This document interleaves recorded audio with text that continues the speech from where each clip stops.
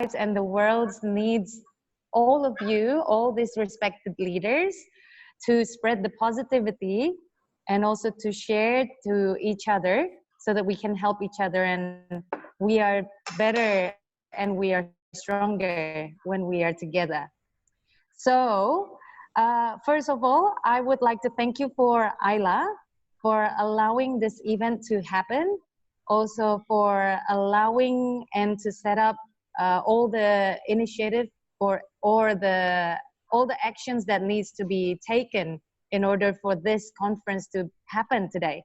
So first of all, I would like to read a few of the rules and regulations before we start so that we can agree on.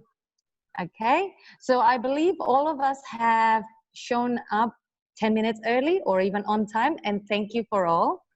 And the second rules is to smile, because when you smile, you definitely shine and you will be sending magnificent inner loving energy to all of us, not only to all of us, but also to all of everyone that is in your surroundings. And that's what we need in this time. And also, the next one is to allow for every single person to speak at one time, so that everyone can hear every single person who speaks very clearly and we don't miss anything.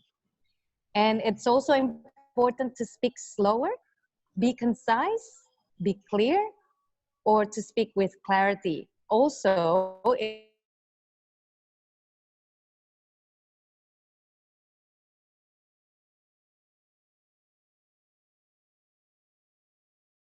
and make sure that a lot of people will be able to hear you very clearly on what you are talking about.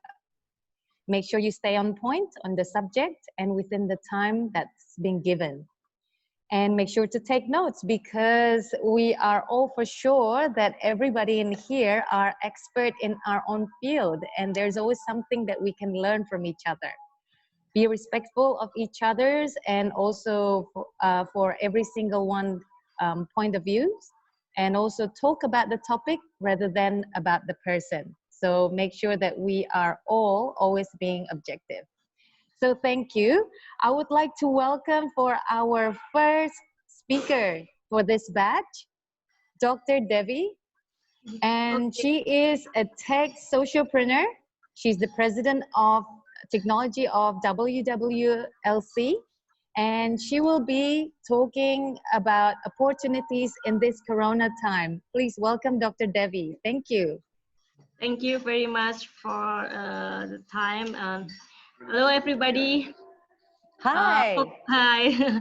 Hopefully, everybody have a good health, yeah, with the Corona situation, and hopefully we still can fighting with this condition.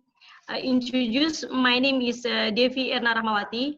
My passion is science and biotechnology. I founded Coin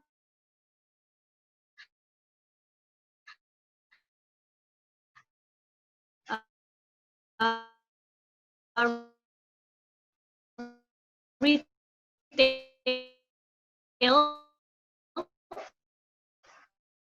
for retail.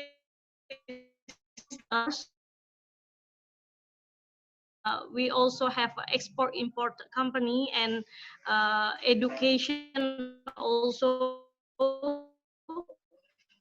and Asia, and founder for WWLC for Russia, and AdTech, we call Advanced Technology, is a company based on research and technology to support business, and we also support for business intelligence.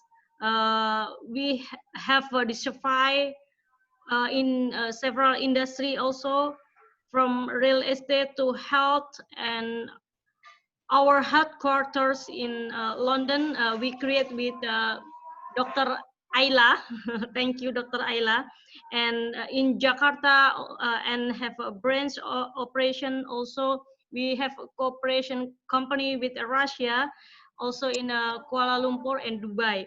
And advanced technology focus on create advanced technology for business, for not only for business, but also we support for the government uh, using a satellite technology also.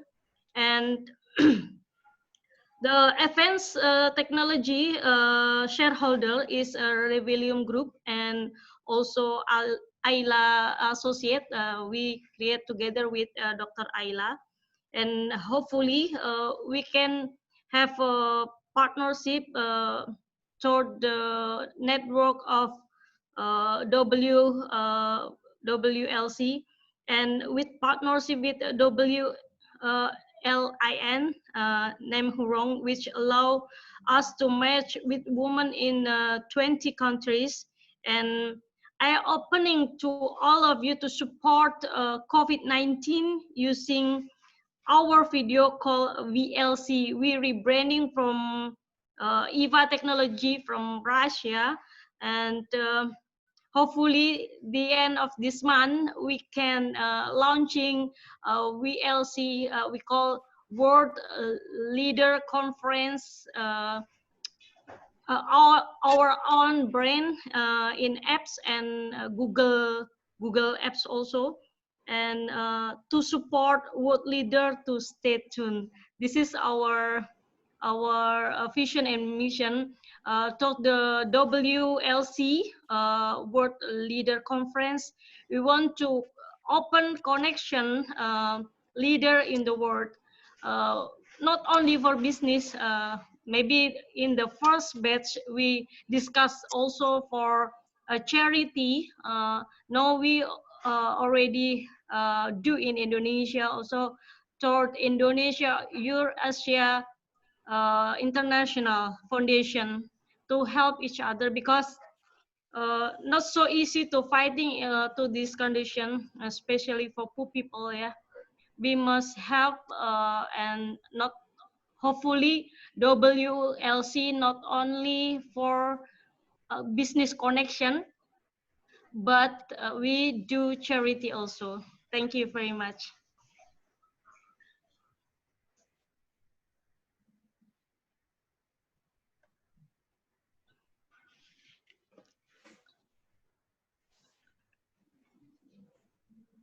Voice, your voice cannot. Hello. Yeah. Ah, here we go. Sorry. Thank you so much, Dr. Devi, for sharing about your background, also all the vision and mission, what you would like to do to support our bigger society in this world. Mm-hmm. So we are going to go for the next speaker, and she is an amazing woman. She is the founder of Women TV, the founder of Women on Top Inclusiveness, and she's also a jewelry expert and sociopreneur. And today she is going to bring a topic about happiness in times of COVID-19 lockdown.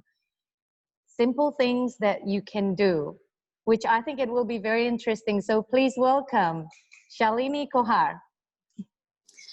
Hi, Risa. Thank you so much for this platform. And Ayla, I don't even know how to begin saying thank you to you, because I remember that day when we met in Berlin, and it was just something else. You're just something else, and you have this amazing personality, which is magnetic, and you have this ability to make everybody, you talk about inclusiveness, me being that person, I think you're that person, because you are always, you've got everybody's back.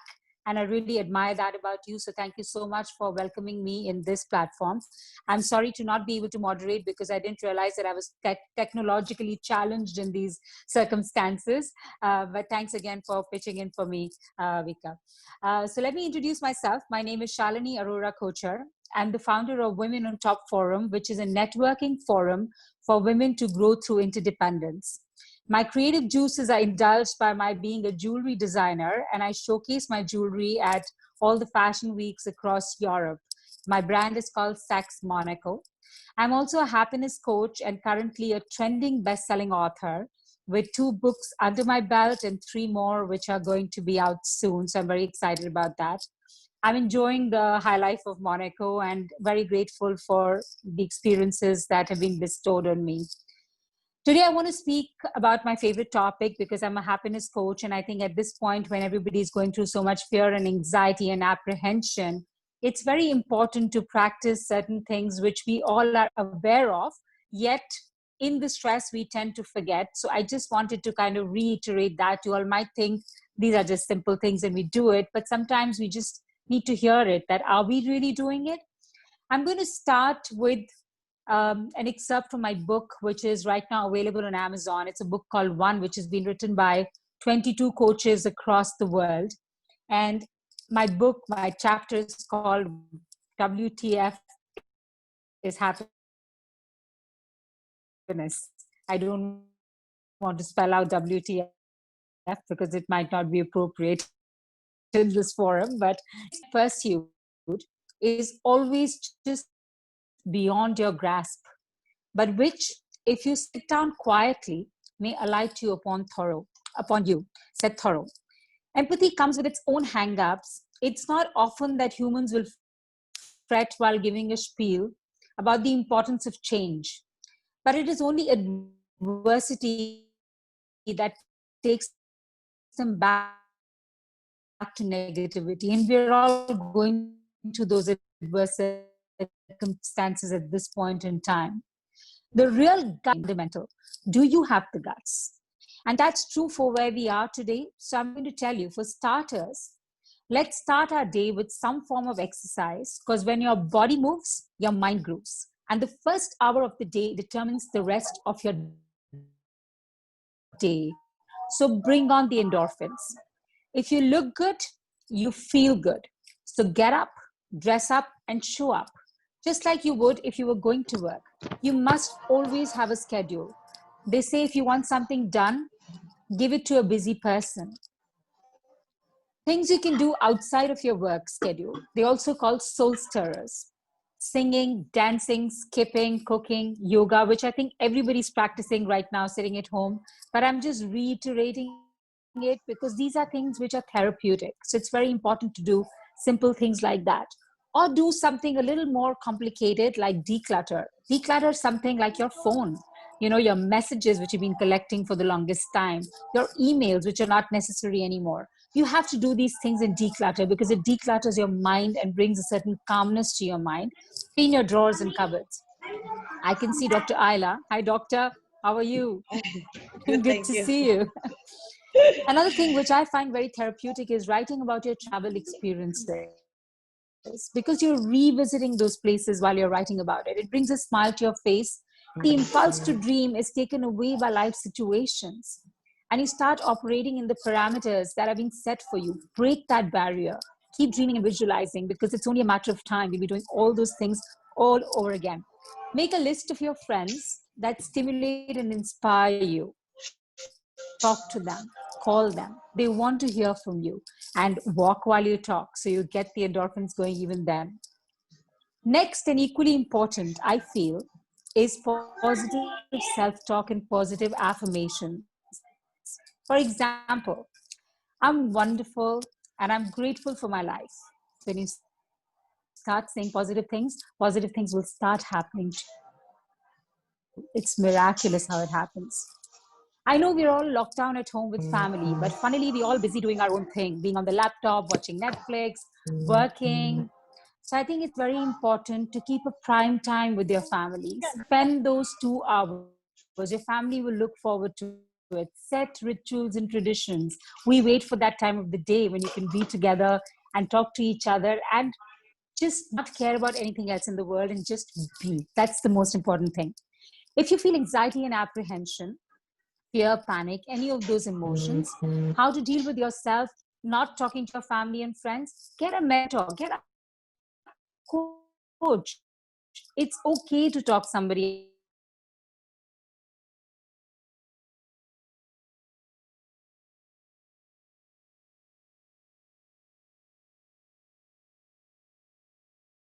that coach and get a mentor. It's our choice to come out of this a butterfly or a caterpillar for whom the world is over. Choose happiness as a way of life. If you feel stuck in the situation, don't deny it, defy it. We want a life that will outlive us. It's not how long it is, but how good it is. So keep thriving, keep shining, be legendary, keep helping the women around us, such amazing women and such amazing men today that Dr. Ayla has brought together under this platform. I can't be more grateful, and I think that's the biggest emotion, to be happy. So I wish you all would practice it, and thank you for listening to me. And it's great to be here, Dr. Ayla. Thank you again for this. Thank you so much, Shalini. I think if we are all sitting together, not virtually, but physically, I bet everyone would be clapping. And that was such an amazing and inspirational sharing that you gave. Thank you so much, Shalini. Thank you, Rika. Thank you very much. Thank you. That's one of the best things that we need in these times, because I like the fact that you said something about happiness is just like butterfly. When you try to chase it so hard, it will just fly away. But when you sit down quietly, happiness or the butterfly itself will come and approach us. That is just like such a peaceful thing to know.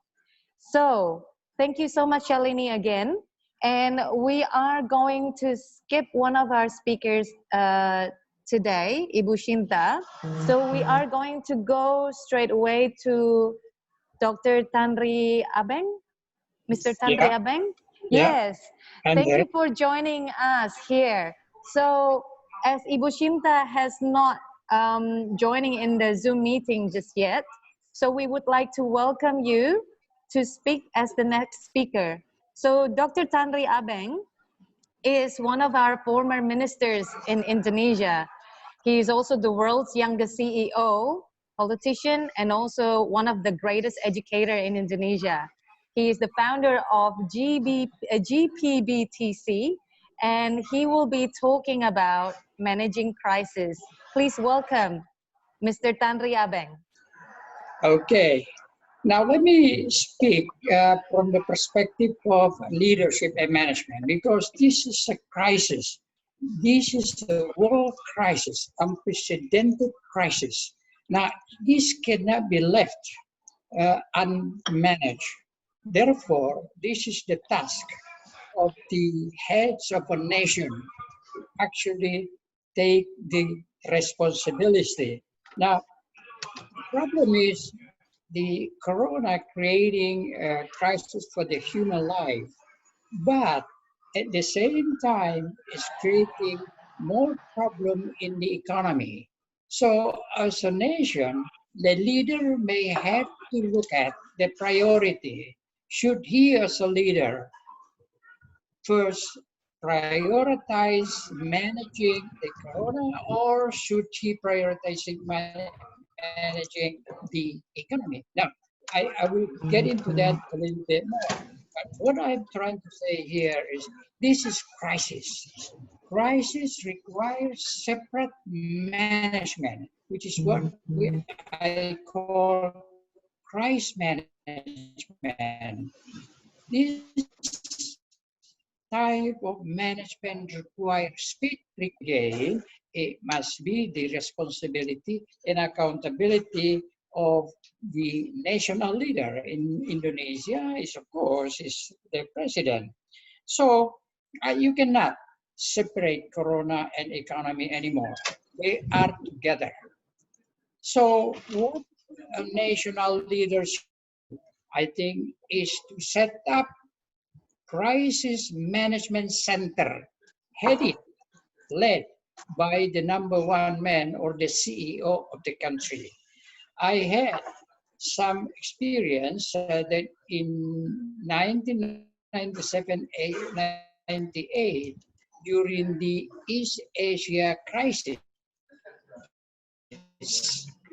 I was part of the team to actually try to manage that crisis, but still led by the president. It was only a 7-member cabinet plus some specialists in that team. Now, problem now is that we're not just dealing at the same time, because if the economy gets worse, and that is impacting the corona management as well. So they are together. So what I would suggest for the head of any nation is for the CEO of the nation to immediately set up what I would call the board of crisis management, which would include the corona and the economy. Therefore, it is multidimensional, it's a lot more complex, and therefore the head of the nation must be totally in charge.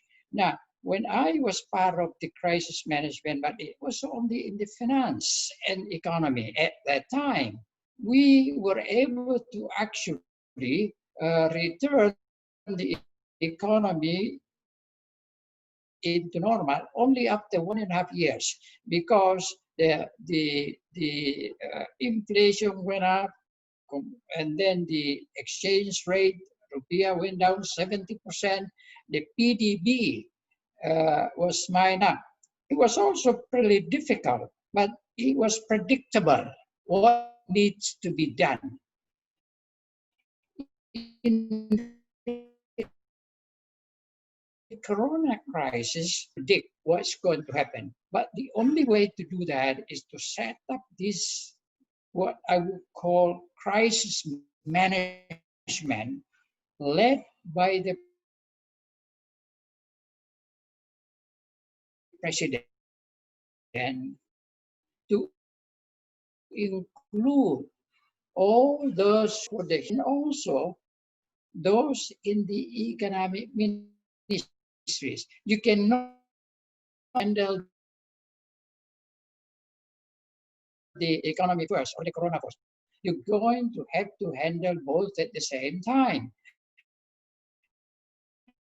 And this is very complex. Because it is complex, it must be led by the president. We need priority. What is very important is that the head of the nation must really take the responsibility for the people. Why? The corona creating economic crisis. Now, once the crisis in the economy hit the nation, in fact, the crisis of this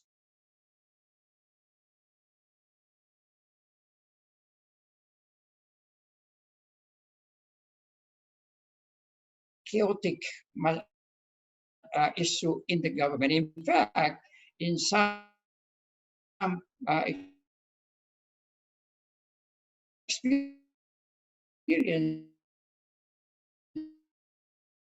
that we see, when the head of the nations immediately set up this crisis management, include the people who are responsible for the health, and some specialists involved the president, and there is no bureaucracy should creep into that, because you need the speed, you need the priority, and if you try to run it, bureaucracy creeps in and nothing is going to happen. So if any recommendation I make, I would say head of the nation immediately take charge and establish a board of crisis management, set up the team, and get the process going. Meeting must take place every day, not every week, like what we used to do in the economic crisis management. Every day, because decision must be taken immediately, every time. So if any contribution I make will be basically in the area of management and leadership. Thank you. Thank you so much, Dr. Tanri Abeng, for your sharing and some insightful questions that you have raised earlier, which was very inspirational and very provoking, I believe. For example, when you were talking about during our COVID-19 pandemic times currently, this is a matter of between prioritizing lives or the economy. But then, yeah, but then between the two, which one should we prioritize, and can we really separate the two? Which is a very, very good question, and it's very, very interesting. And also, thank you very much about the idea of having to set up the crisis management center for the government. And I believe this will be a very interesting and very useful idea for every single country, as we believe in here in our conference, we are all leaders from all around the world.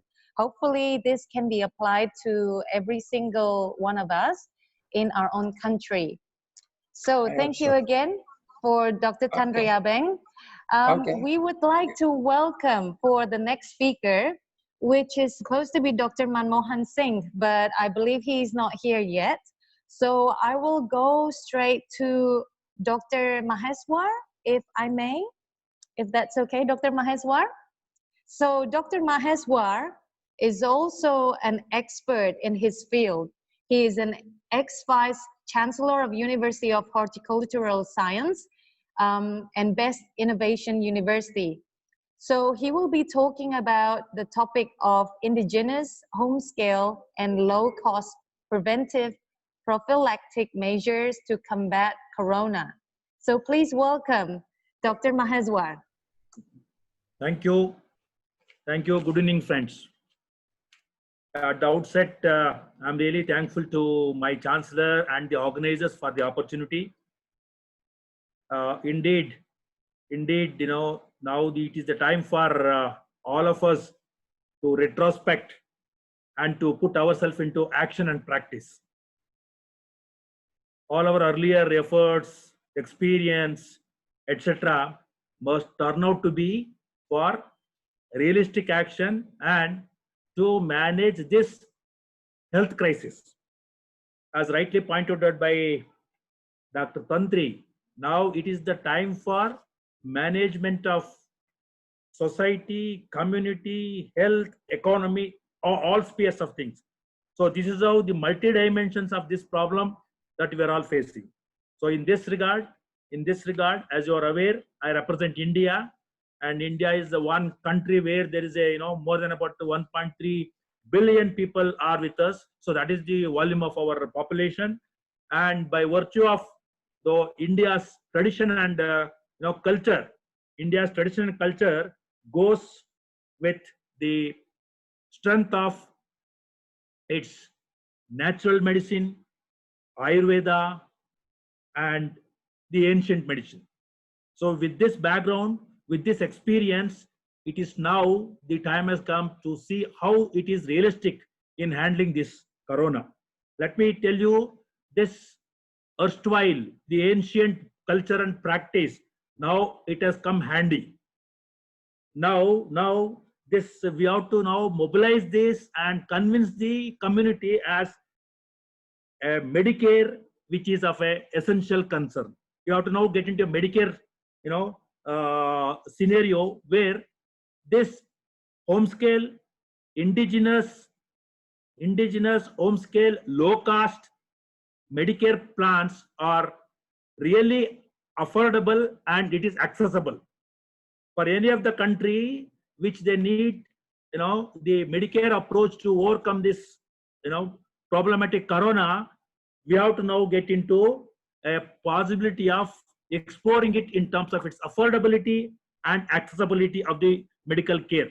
I'm sure with this home scale, low investment and indigenous technology, and proving this technology, this old technology as a means of education. Now we have to educate the community as food itself is a medicine. We have to promote the concept of food as medicine.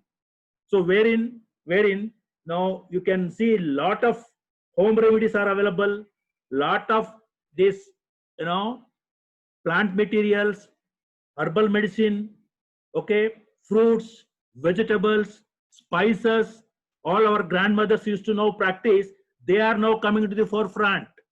Now we have to explore them as to how best they will be the remedies for this, this corona, wherein we have to access for its affordability. See, the economy wise, the investment wise, these practices are really going to be accepted in the community.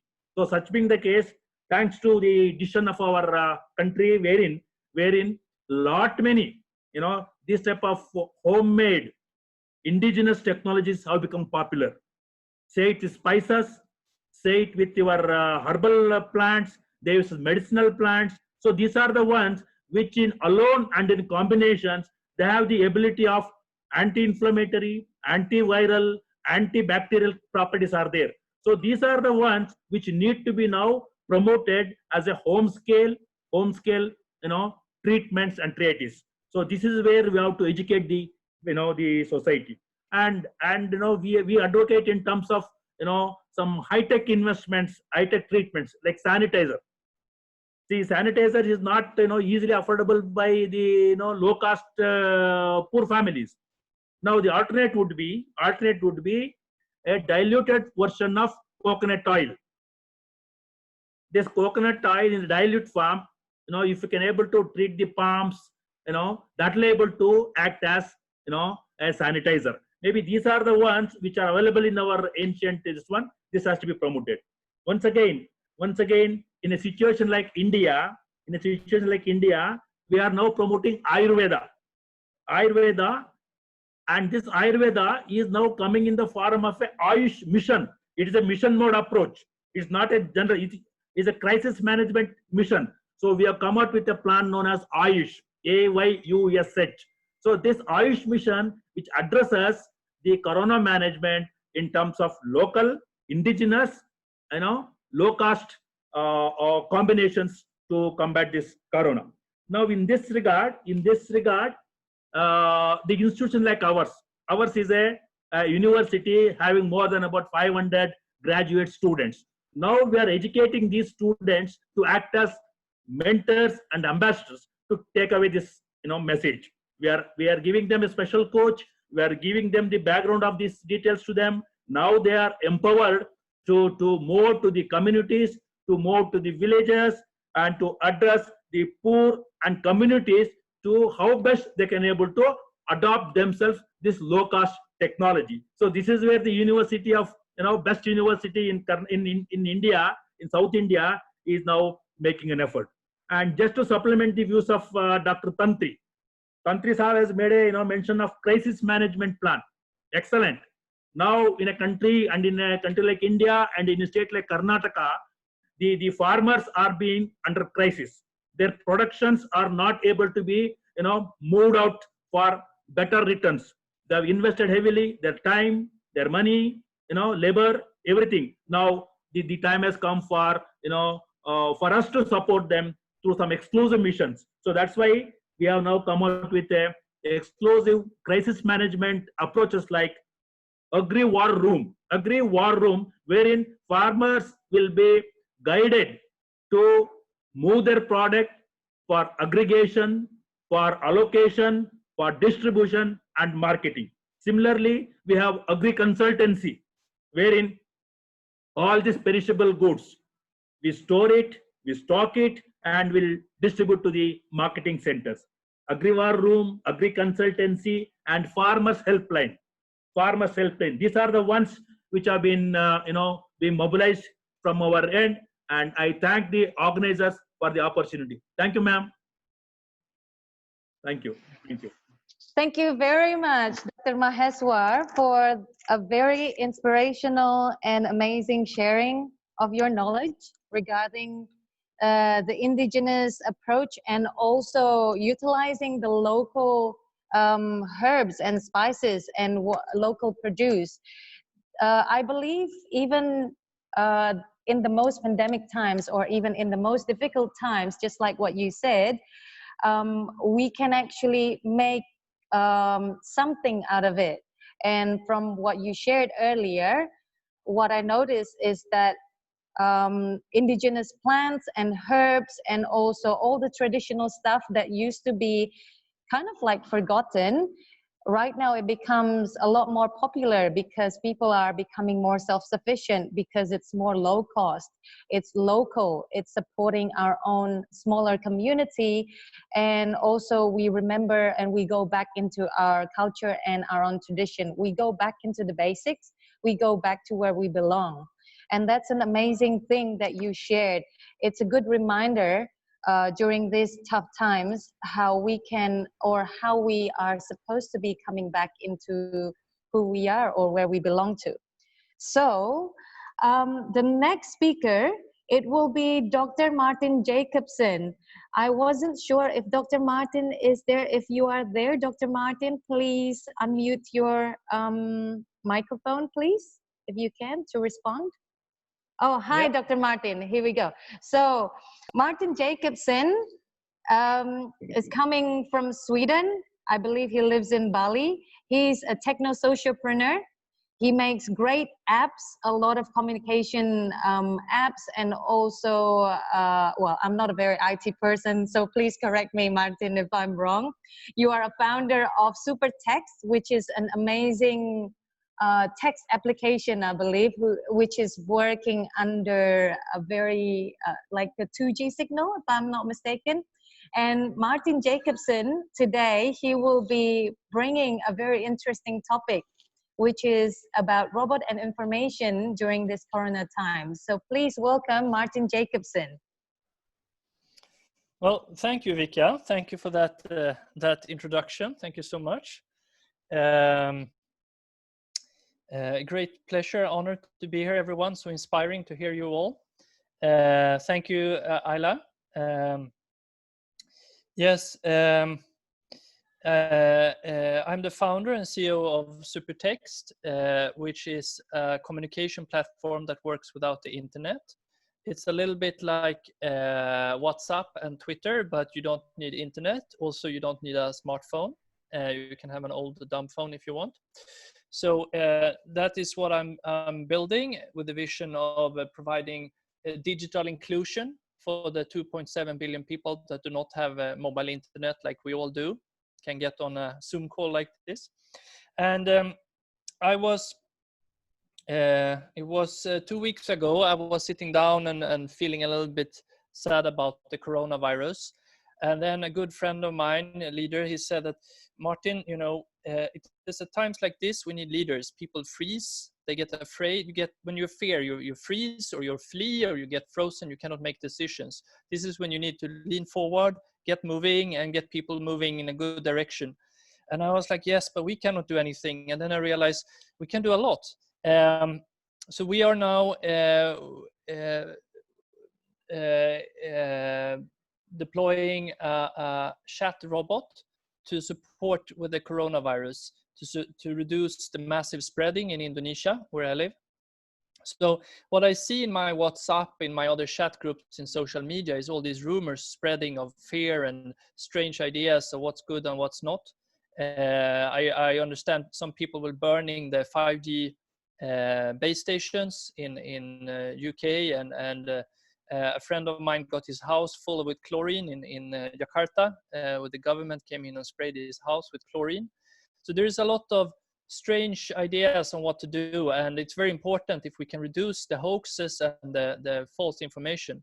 So we built a chat robot available for free on every man and woman's phone, even if it's not a smartphone, and even if you don't have internet. So you can ask you can get advice live, and also we're now in the process of putting up remote diagnosis using AI, so that you can have an advice if you should go to the hospital or not. Because a lot of people go to hospital already when they don't have a friend of mine went to hospital to check if he had corona because he had a migraine, which is not really on the list, I told him, but he wanted to check anyway because he was worried. So I think this is what we see, all the rumors we see, that we have internet, we have all this information. What if we don't have it? In Indonesia, it's maybe 150 million people without mobile internet every day. How much rumors do they have? How much information are they lacking? So that's why we're now deploying our chat robot for COVID-19 advice. And yeah, I just wanted to share about that. We're also, another thing about trust is we're translating it to local languages. So we're deploying it in 7 languages next week. In Indonesia, you have 300 languages, but some are bigger than others. So maybe it's 30 languages that are more dominant.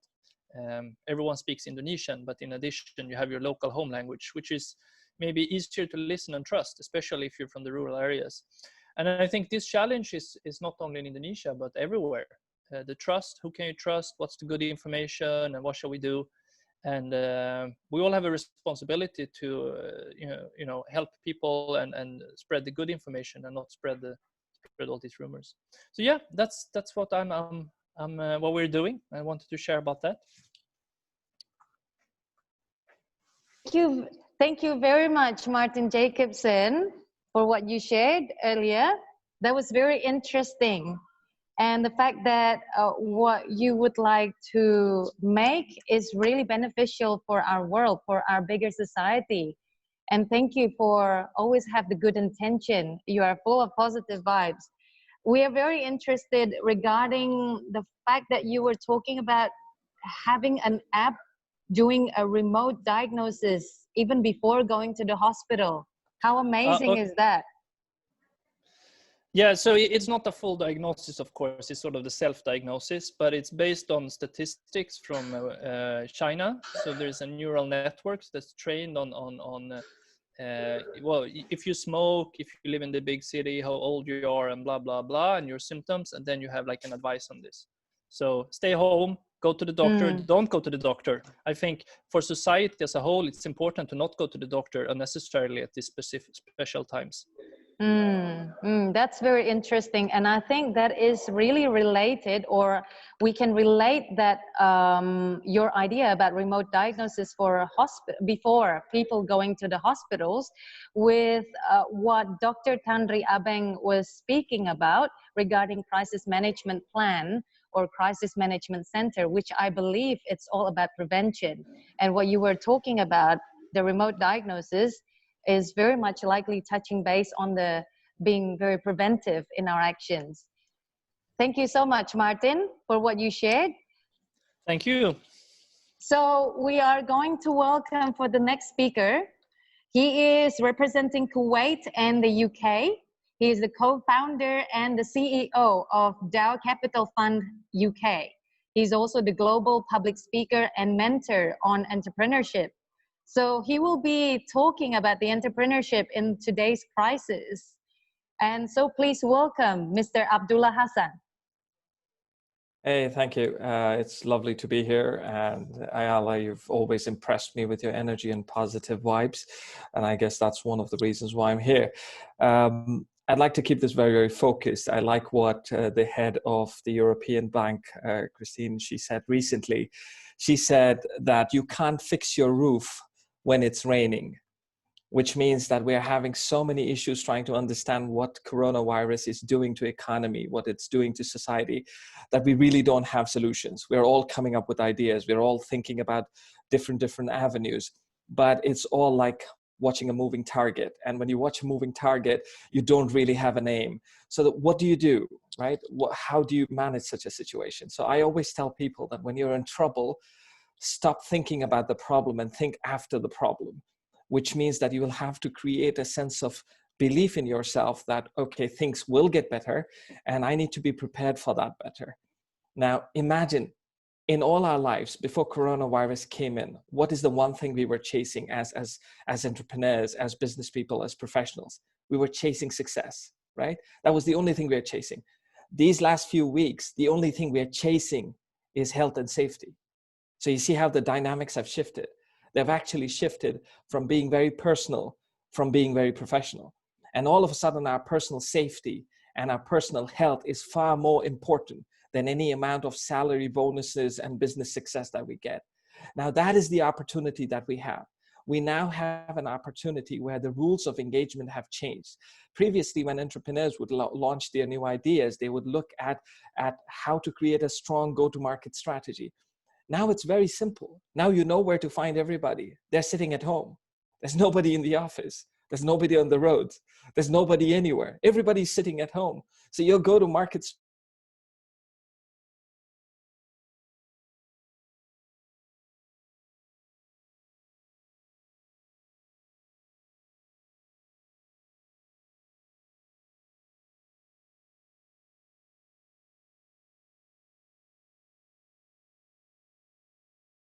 sitting in a balcony or waiting in a garden if they have it in their backyards. That is what they have.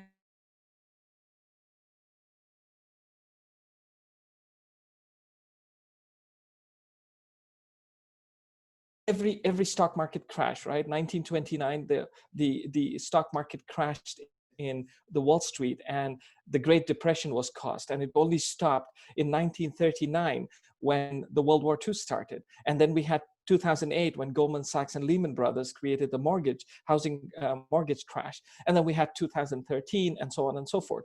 This is the first crash which is not correcting just stock markets. It is correcting mankind. This is the first time. This is the first time that you will see videos of huge giant whales coming in areas that you never thought they would be. This is the first time that wildlife is walking on highways because there are no cars. This is an opportunity, people. This is not depressing. This is exciting. This is what we all waited for. This is what we watched in a movie, and now it's coming to us. We are part of that script, and we can write a script and make it beautiful and make it amazing. Believe me, if you can think through, there is a lot you can do. I don't want people to complicate things. I don't want people to make things very sophisticated. Make it simple. We humans spend the last 100 years trying to be complicated. I think it's time for us to be simple. And that's why I said, we led a life trying to chase success. Now we're trying to find health and our lives. So it's important for all of us to change our perspective, change our dimension, and grasp this opportunity, because God has given us an opportunity that we would have never given it to ourselves. We would have all been so busy. So I wish everybody the best. I love being on a platform like this. Ayala, thank you again for inviting me here. And I'll be very happy if anybody wishes to share anything with me or ask anything of me. I do public speaking a lot. I've talked to more than, I don't know, 10, 20,000 students so far across the world speaking on entrepreneurship. But today, my purpose of speaking was just not entrepreneurship. It's about allowing the human race to elevate itself and stop being who you are and start becoming what you can be. And that's what life is. Thank you. Thank you very much, Mr. Abdullah Hassan. That was incredible and very, very touching. We love the fact when you said the first thing about one of the statements about we can fix our roof when it's raining. It's kind of like a bit too late. And we are talking about preventing something rather than reacting into something.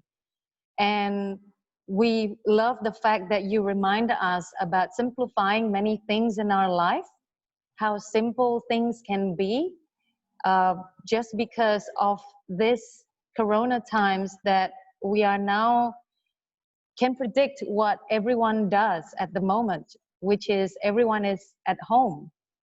And we know that everyone is just doing what is necessary at the moment. And we know what they do, we know where they are, we know who they are. And we love the fact that you remind us that there is a lot that we can do. We just have to think in a more simple way. And Exactly. also the last thing that was very, very touching is also when you remind us human beings have always been chasing the wealth, but right now we are all chasing the health. It's kind of like wealth versus health, and wealth sounds like where is the health when you chase the wealth.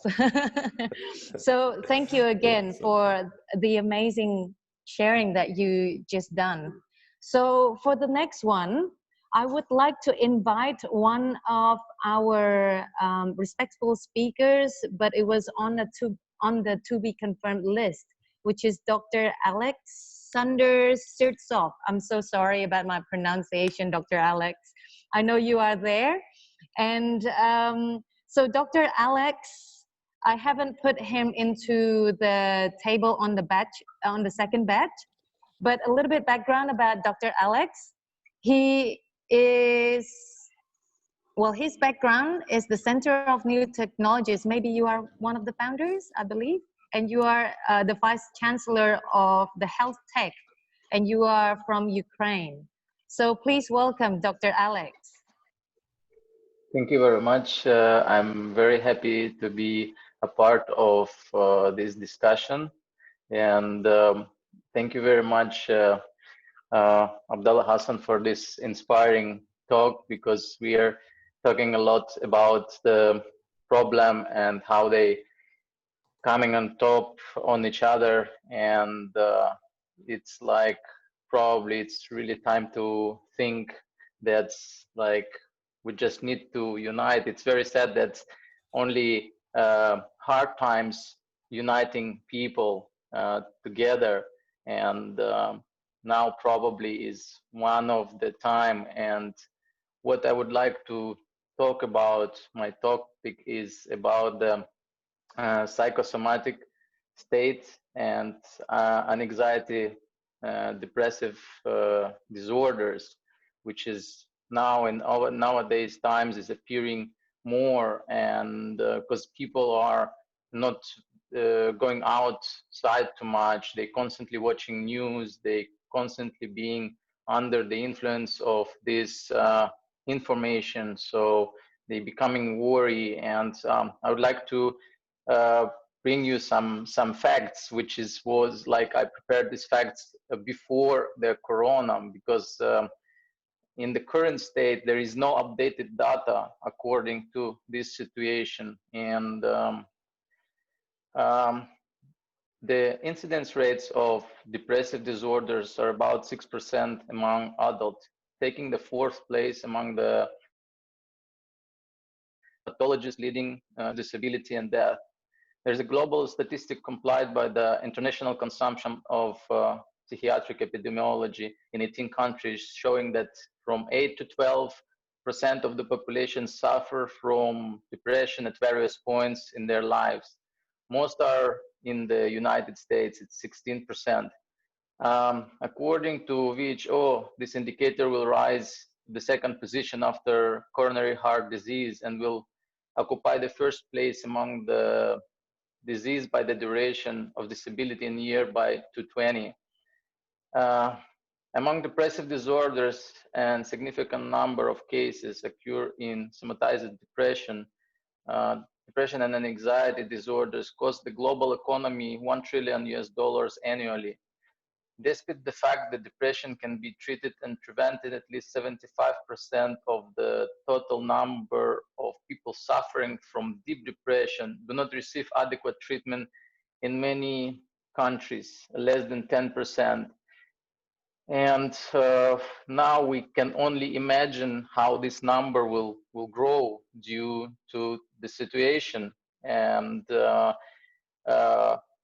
what we can do, we only need to improve our psychosomatic state by the first thing, it's supporting each other. And I'm completely agree with Dr. Abdullah Hassan that we need to support each other, because when we are kids, our mother telling to us that we are best kids in the family. With the aging, it disappears, and people start to self-criticizing, and it's dramatically decreased the state, psychosomatic state of people. And now, as we are sitting more at home, we should protect ourselves more with the devices, which is working basically with the magnetolaser therapy. This is what is one of the way we are using in the Center of New Technology, magnetolaser therapy, photostimulation, sound healing, and providing consultation. So it's been more entrepreneurs or just consultant, or even just friends talk to each other, which support each other globally on the certain level. So providing a systematic approach to improve the quality of life for patients and people with disabilities, preventing socially significant disease, slowing down the aging process and increasing active longevity. The proposed technologies are based on the development and promotion of new direction in medical rehabilitation and balneology. Low intensity resonant therapy is one of the ways which is we was looking, and probably it can be introduced a new way of the home use devices that people easily can operate at home and improve their psychosomatic state.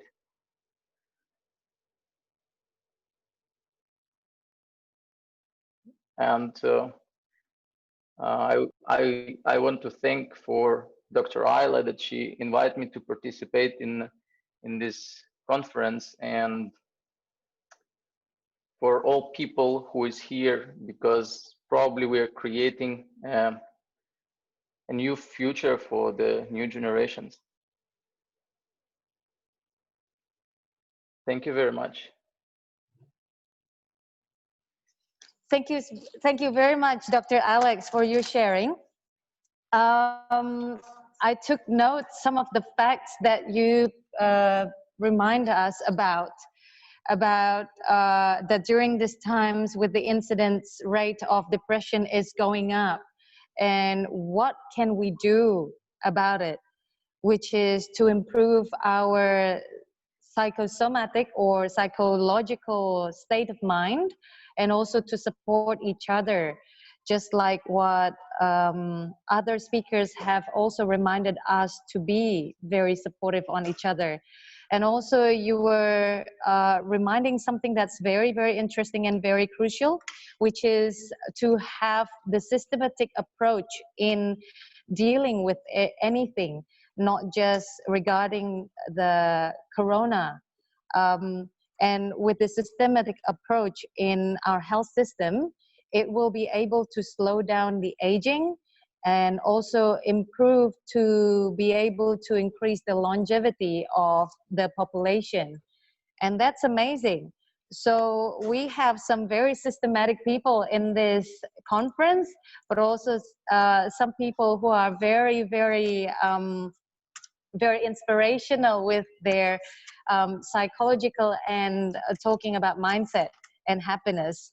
So without taking so much time, I would like to welcome for our next speaker, which is Ms. Datin Jalina Abdul Rahman.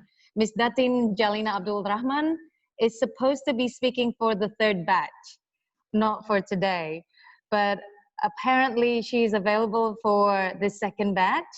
And she has got very interesting background. She's one of the board of trustees of WWLC, and she's from Malaysia. She will be talking about coronavirus, beyond the meaning and the suffering. So please welcome Ms. Datin Jalina Abdul Rahman.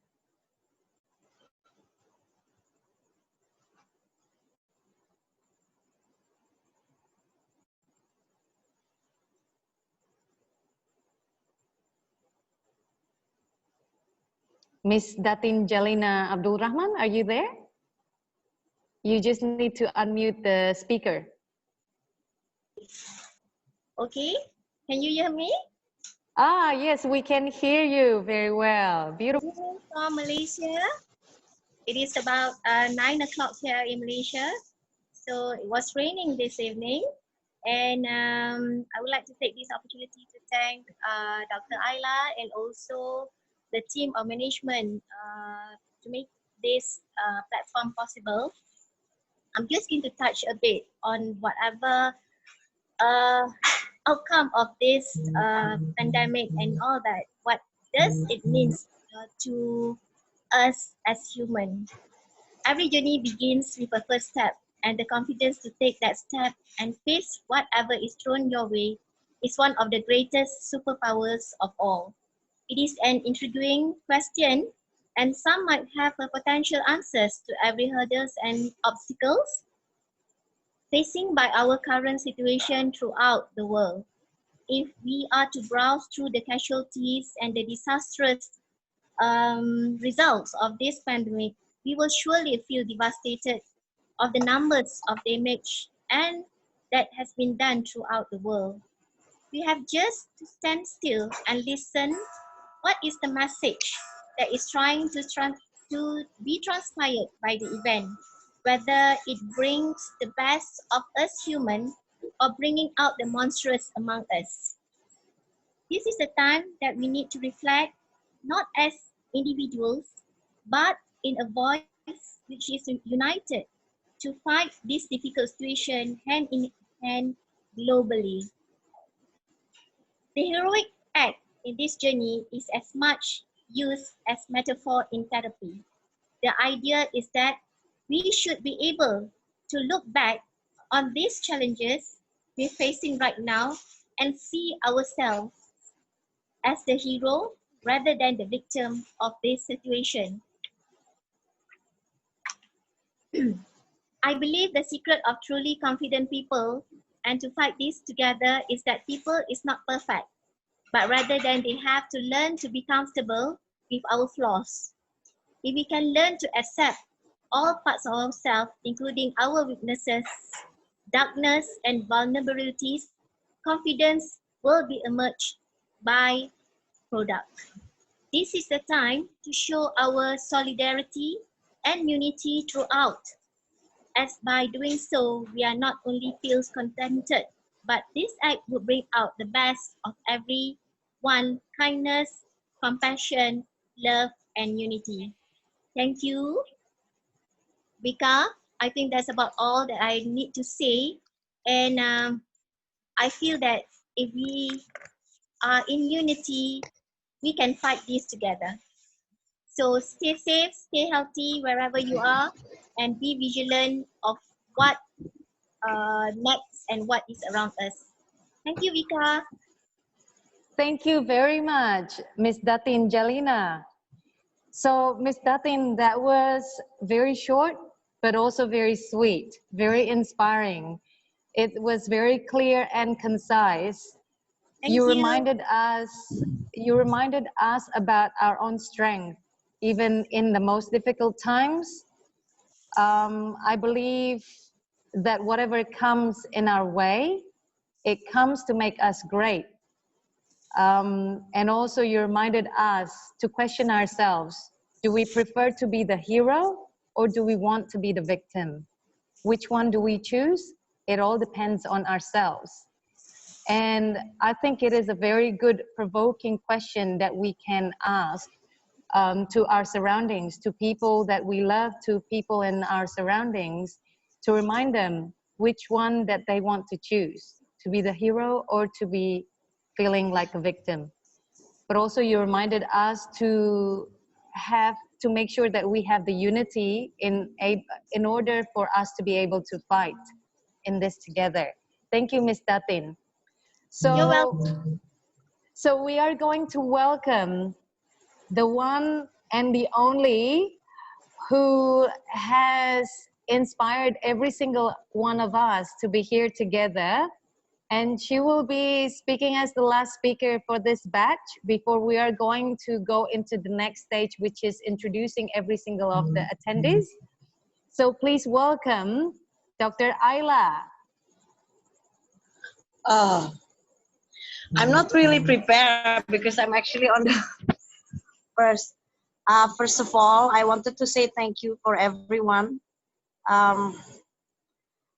Tantri Abeng, he is my mentor for many, many years. And I always remember his story about the crisis of Indonesia in 1998. And amazing mentor for me as personal mentor. Thank you, Pak Tantri. And I want to say thank you also for Shalini in Monaco, already left, but thank you. And Dr. Abdullah Hassan, thank you so much. You are very amazing. Dr. Maheshwar is still here or not? He's gone. Dr. Maheshwar not here yet. It's gone, yes. And then, of course, my one and only partner and the victim of today, Dr. Devi and Nawati, that this morning actually Hello? we have with trial Hello? of our our video today. Trial number 51, you know, a little bit chaotic. And since today, Pak Tantri and Professor Danang, today he was also here, Vice Minister of Housing and Public Works, and also the head of the highway and airport. Thank you. So that's why today we are changing to Zoom, because this morning we want to figure out what is the problem of the new technology that we developed with my amazing partner from Attack. And Datin Jalina, thank you so much, Datin Jalina. Amazing lady who always inspired me from 10 years ago, and today sit in the Malaysia World Women Leading Change. And Dr. Martin, my best friend, and also people I call from time to time to give problems or ask for lots of things. And Dr. Alex, last week I was in Bali and I was a little bit sick, and Dr. Alex teach me about a lot of amazing things, and then together we already found, we have a lot of scientists, about 17 scientists working with us through a lot of new technology of health. And soon we will maybe meet with Pak Tantri to discuss more further. And also today I have a really also amazing guest, yeah. One of it is Madame Cecile Papa Dimitri, yeah. Maybe later can introduce yourself, Madame Cecile, if you're listening. Madame Cecile is amazing antique collector, and I believe that a lot of knowledge is we can learn a lot of knowledge from the ancient time of started the humanity that I believe is actually started in Java, you know, from the man of Java. But Dr. Cecile, Madame Cecile is amazing antique collector. I always love, because I collect textile. And another one is from India, Madame Sabah Fatima, my Vice President of Real Estate Leading Change. Thank you. Maybe you can introduce yourself later on in 1 minute. And then I have also the EFG group, my good friend, and then I'm pitching him to be the trustee board of World Women Leading Change, leading London and UK. EFG group is one of the biggest investment group and bank in the world. It's the whole total group manage about 4,000 billion pounds. And maybe you can introduce a little bit about what you do. And I also today have my best friend, Mr. Jamaluddin, a medicine, because he always make me laugh. It's a good medicine, laughing. So before I flew into Indonesia, I met him in a very short. Maybe you can explain what you do and introducing yourself. And another one is my woman leader from Kenya, Madam Mary Kamau. You can introduce yourself. And of course, today we have amazing speaker, Madam Nili. You are amazing. I look forward to speak and meet you in person. And also, of course, our moderator, the one and only Fika. So I let these people to introduce themselves for 1 minute, Fika, the attendants, you know, and then they can raise questions for all the people who wanted to. They would like to hear some more, of course, and then we come back to conclusion. Thank you. Okay, thank you very much, Dr. Ayla. Thank you. You said so many thank you to everyone, and you actually remember what everyone has taken part in your life, and that's an amazing thing. That's incredible. And one thing I noticed about you, that you are a very grateful person. And I remember when I read an article regarding gratitude, that gratitude actually something that scientifically proven benefits ourselves in many parts of our life. It opens the door to more relationships, it improves our physical health, it also improves our psychological health. It even enhances our empathy and reduces our own stress level and makes us sleep better. It makes us even more confident and also have more mental strength. And that's what we really need in these times, to be able to be like you, Dr. Ayla, so that we can always be thankful about every single thing and every single people that we have in our lives. This is the time for us to reflect. Isn't it right? Yeah. And but not only Yeah. this time, Look, actually. I'm getting a lot of positive vibe from all of you. Don't think it's me. It's I'm the one who are having a lot of benefits here. I'm collecting all your positive energy.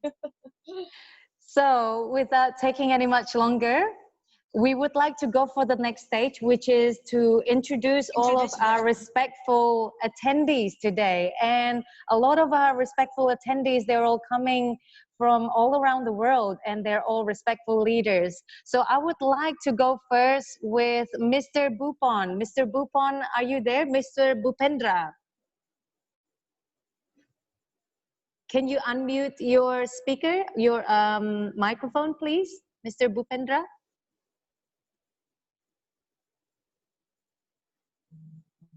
There's a little button of microphone at the bottom left.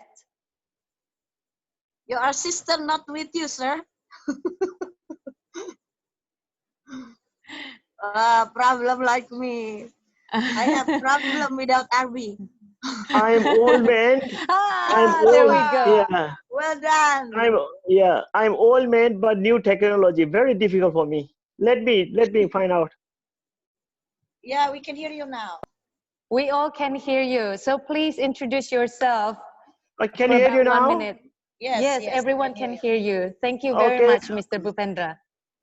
Thank you, Dr. Ayla, for your initiative, your leadership, and offer me as a board of trustee. I'm happy to take that responsibility.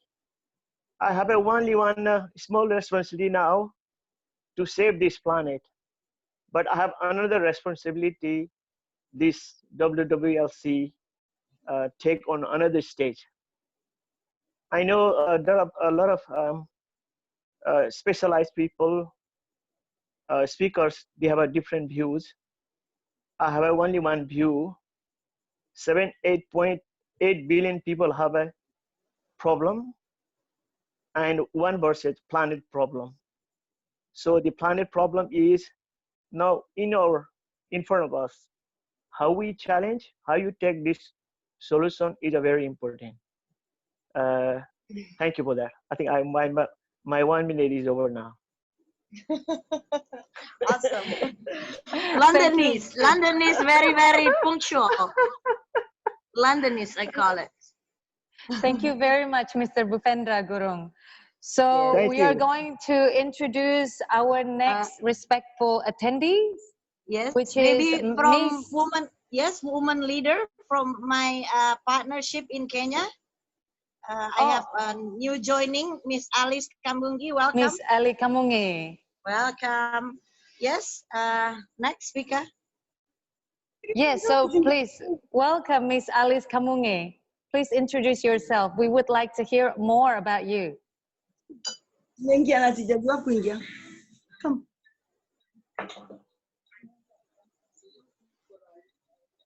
Hello. Hello, can you hear me? Africa. Yes, Hello. can hear you. We all can hear you. We all can hear you very well.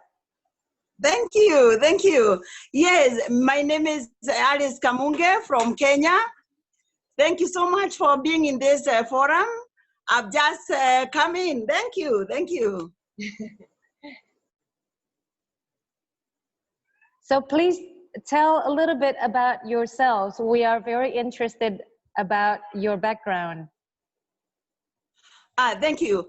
My name is Ambassador Alice Kamunge. I'm ambassador for peace, water, and sanitation. And I'm a founder of one of the best schools, colleges in Kenya. It's called the Vera Beauty and Fashion College, where we teach about fashion, beauty, events.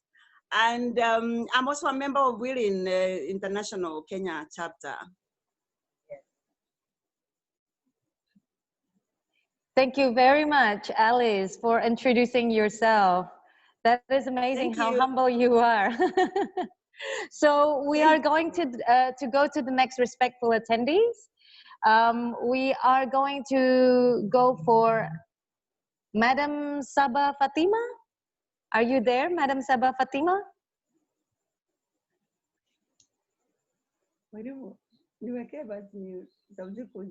Yeah, hi.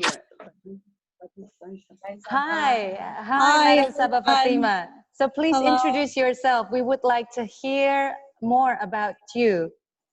Yeah, hi. I'm WWLC India founder and the vice president for real estate.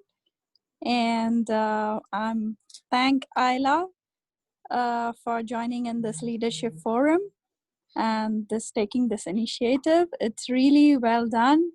And have to have lovely people out here and very good speeches about them.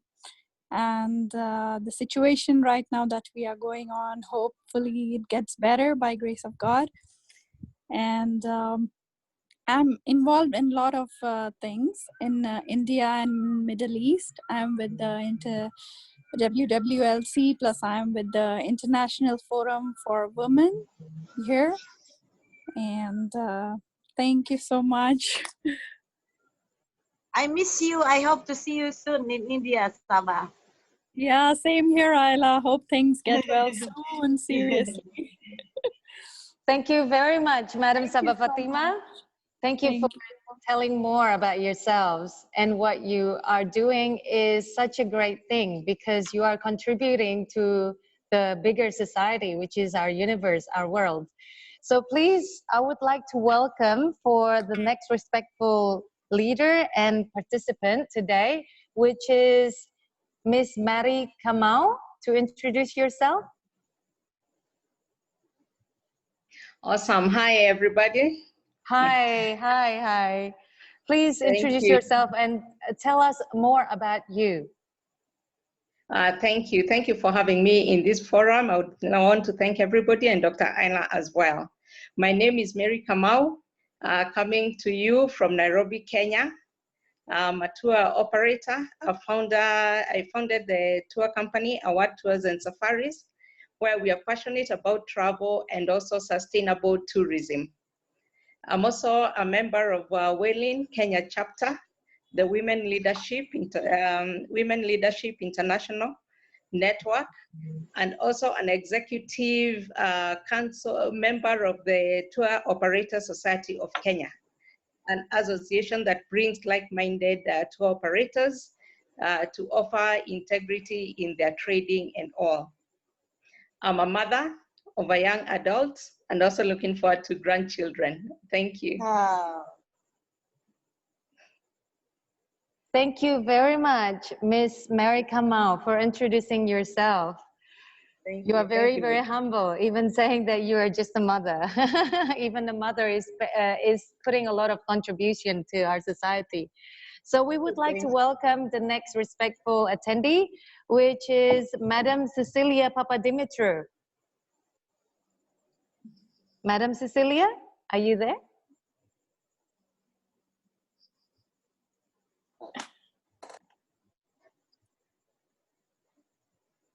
It's not there, maybe. You pass with Okay, I think I will pass to the next respectful participant, which is Jamaluddin Aggo. Jamaluddin? Yeah, Mr. Jamaluddin. Is he here? Yeah, he's here. Okay. Mr. Jamaluddin? Yeah. Mr. Jamaluddin, are you there? Mr. Jamaluddin Aggo? It's not here, yeah? Okay, then we open with a question and answer, yes? Yes, we can go straight to the questions and answers. If no one else that is here to be introduced, oh, I believe Miss Njila is also has left probably. Okay, I also want to introduce my team in here. Yes. Which is Amanda and Arby? Yes. I could never do it without them. First of all is Arby Handawuri. Arby, show your face, please. Arby, show yourself like Frozen movie. Pop up. She's not popping up. And then Amanda, Arby? of course. Arby and Amanda. Popping up. No, it's show your face, Arby. My CEO. CEO. I'm doing the hosting. Arby. Oh my God. Okay, I introduce this my one and only lady. She just joined my company, Ibu Tina. She used to lead one of the biggest company in Indonesia, Medco Energy Group. And I don't even know why she wanted to work for me or be in my little humble consultancy. And thank you, Ibu Tina, for taking the initiative for today and then arranging everything for me. Okay. Nice to meet you all. It's really great to see you all here. Nice to meet you too, Ibu Tina. Yeah. Thank you so much for participating and also helping Ibu Ayla to create many things and making things into reality. Thank you. Yes. And so for our next respectful participant, which is Amanda, which is also one of the team for Ibu Ayla. Yes. So, and Amanda, please show yourself. Amanda. Okay, Amanda is secretarial board of WWLC and she is my project. In WWLC, we have to mentor 2 women and then we will have to prove the economic growth that they had before and after we mentor them. Amanda, So, 1 minute introduction, Amanda.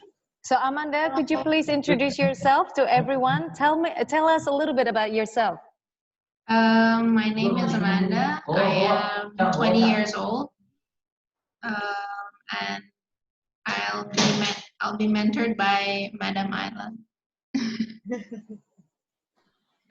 Okay, and then we have one more participant, yeah, from Qatar. Oh, who is yes, that? Yes, Mr. Finit. Oh, yeah, Mr. Finit, show yourself. Mr. Finit? Hello? Would you mind to introduce yourself, Mr. Finit? Hey guys, this is Vinit here. I'm actually driving, so give me a second. I'll probably do a better introduction. So okay. I'm based out of Qatar, born and raised in Qatar. We're probably the last city in the world which is yet to have a full lockdown.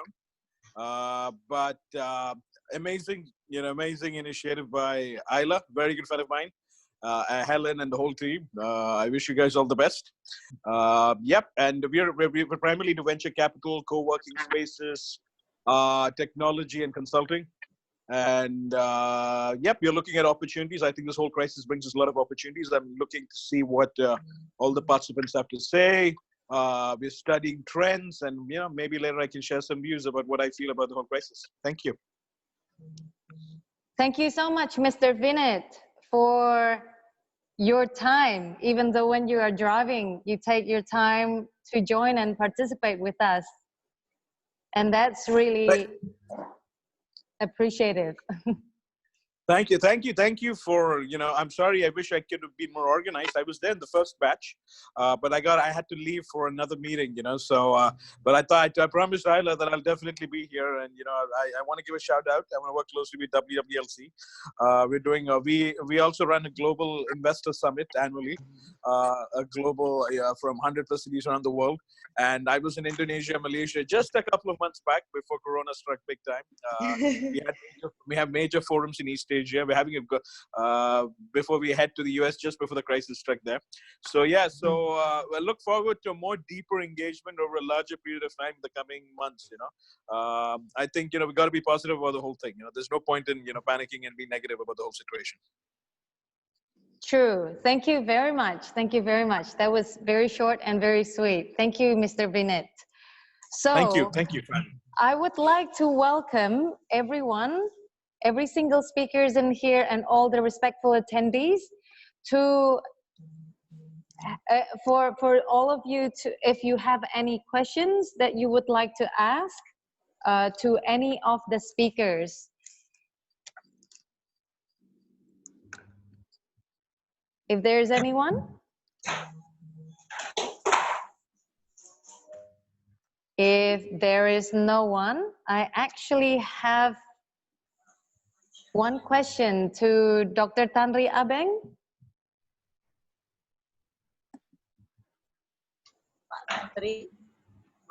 Hi, Dr. Tanri Abeng. Hi, Pak Tanri. Hi. Hi. So what you mentioned earlier was very, very interesting about taking the time to think about the priority, whether we choose about lives, to save lives, or to save the economy. Yeah, right. Whether it's focusing on the micro or the macro. Micro is the lives, macro is the economy. And can we really separate the two? Yeah. And then you were talking about what we really need to do is to take preventative action, which is to have crisis management center and also crisis management plan and team. And that is a very practical and very interesting subject or implementation that I think we all really need to do in every single country. What do you think will be the cost likely for having, or to start with, to have that crisis management center? And also, can we utilize the organization that we already have, which is managing our disaster, which is what we call as BNPB, the National Disaster Center that we have already? Thank you. Yeah, I think I'm going back to say that basically Corona affecting the life of the people and the economy are in tandem. You cannot separate them. Because of that, I am saying that to manage that must be the responsibility of the CEO of the country, president or prime minister. Now, to actuate those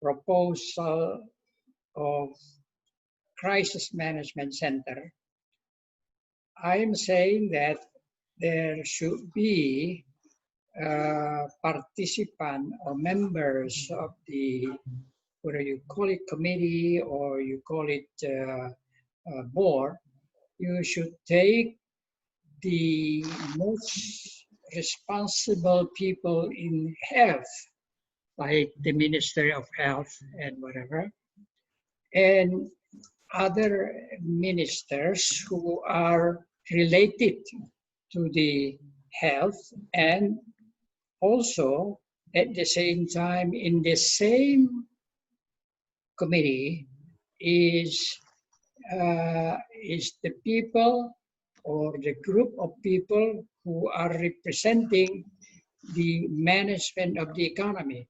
Now, having said that, it means that the president should invite or appoint members of his own cabinet, because this must be executed. So if the president is getting all the input and making policy decisions, there must be executor, and the executors should start from the cabinet minister all the way down. Of course, the head of the PNP, what is the disaster management, should be a member. but he should not be the sole responsibility. Responsibility must still rest on the president, in this case for Indonesia. So all policy decisions will be taken by the president after conferring with the member of the committee or the board, who are fully represented from the sector of health, which is human life, and the sector of economy.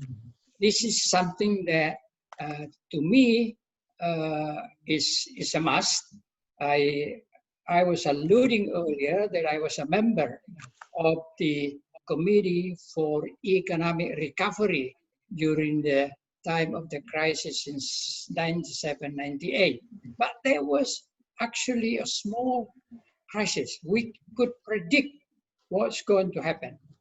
And policies are developed by combining the macro and micro aspect of the economy. But now we are talking about the life of the people. We cannot say, let's wait until tomorrow. What needs to be done today is done today, and that has got to come from the president to say this must be done and carried out by the executor, who are a member, who are all member of his cabinet ministers. This is an organization. This is a management issue. This is about organizations. This is about directing, and this is about actually implementing the policy of the top management of a country. Yeah. Thank you, Pak Tantri. Thank you so much, Dr. Tantri Abreng. That was really inspiring. The fact that we are reminded it is a combination of the most essential department at the moment, which is Department of Health and Department of Finance, or whichever department that is in charge in taking care of the economy. And today, what we need to do today needs to be done today. And I believe what you said earlier is very applicative to every single one of us in our daily lives. That was really, really touching what you said. What needs to be done today needs to be accomplished today. Yeah. The reason why I say what needs to be done today is done today, and don't wait for the bureaucracy to work. And the only one who could actually do that is the president or the CEO of the country. Get the hell out of the bureaucracy, do it, just do it. Cannot wait, because tomorrow the life will be gone. And then it will affect further the economic performance. Yes. Okay. So this is serious. This is critical, and because of that, country must take a very serious organizing team to actually manage this process, which I call a very complex crisis. Thank you very much, Dr. Tantri Abreng. Please stay on the line, because we have one of our respectful speakers and also one of our respectful participants here going to ask you a question. Please, I welcome you, Mr. Abdullah Hassan. Yes, thank you very much. I had to ask this question because Mr. Tantri is a former member of the Indonesian government, and I have a few actually 3 questions. Number one, you touched on a very important element of, should government save people or save economy? Because both come at a cost, number one. Number two, why is it that in modern day history, as we have come out of industrial revolution and so many different sorts of developments as economy, that the budgets for defense have increased and the budgets for education and health have reduced? And why is it that none of the country's electoral voters are even concerned about it? It's not just the politicians. What surprises me is that the electoral ballot around the world is completely ignorant of the fact that, for example, in India, the defense budget touches 60 billion and the health budget is just 1.2% of GDP. So Why is it that there is so much ignorance at both sides of the fence, from the political diaspora as well as the electoral diaspora? What has made us reach this point? How can we be so ignorant about something that touches our lives and the generations of lives to come? Okay, I cannot actually answer precisely, but what I can understand is that leaders, politicians are very interested in maintaining the sustainability of the economy because that's how they are measured. But I am saying that you cannot just look at the economy. You got to look at the same time. And that is why I said organize a crisis team where you include the respectful ministerial from the health or human life, affecting the human life, and also the economy. And then when you talk, there could be one area where you say, okay, let's do this specific economic aspect first, because that will impact also the life later on. What I'm trying to say here is that you cannot separate between the corona aspect and the economic aspect. They have to be together. And the only way you can manage that by pulling together those who are responsible in these two areas, the health and the economy. That's what I'm suggesting.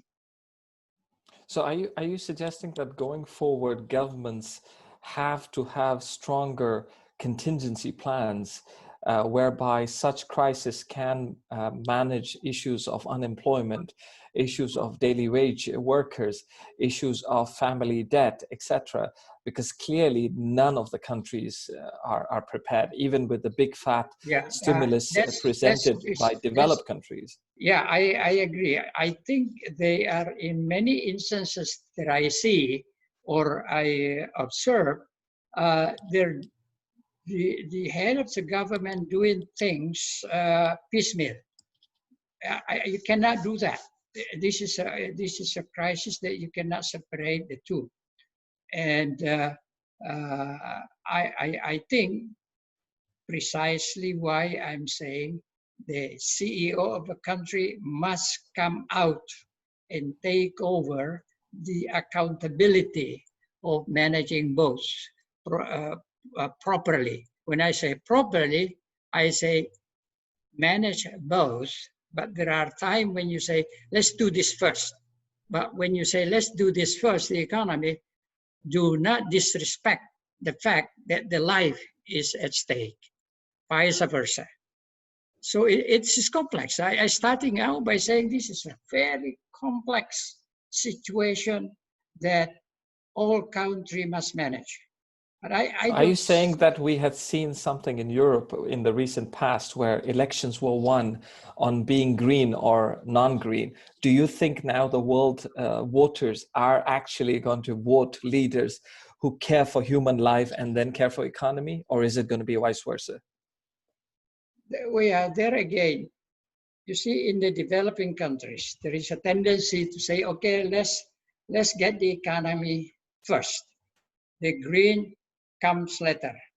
But this is precisely why I'm saying this is probably an opportunity to switch the mindset of the leaders from pure economic or leave the green or the things that are affecting the human life behind. This is probably a call for the leaders to look at both at the same time. I thank you for your wisdom and your experience. It's been really blissful to hear you, and definitely thank the platform. Thank you, Vika. You're welcome. Thank you. Thank you very much, Dr. Tandri Abeng, and thank you very much, for Mr. Abdullah Hassan for your question. So I would like to welcome for any other participants who would like to raise any question to any other speakers here.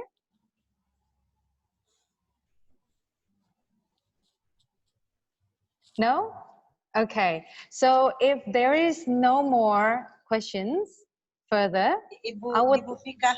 Yes. Okay, Dr. Ayla. I also forget to mention another attendees today. It's one of my favorite speaker for the first session. A very young lady. Maybe she can introduce herself. She's talking about a lot of amazing stuff. So, Madam Neely, yeah, please introduce yourself. Neely. I'm sorry I missed you today, just now, to introduce the attendants. I think Neely has left, Dr. Ayla. Oh, okay. Yes. So we go straight to the conclusion, yes, Pika? Yes. So we have been having such an amazing, inspiring, touching, and a lot of reminders in our conference today. And it brings us unity and positivity from talking about science, technology, moving forward, happiness, about lives, economy, talking about focusing on the micro and joining together with the macro, about preventing rather than reacting. And also we have talked about how we can enliven back our tradition and our indigenous approach today in this crisis times.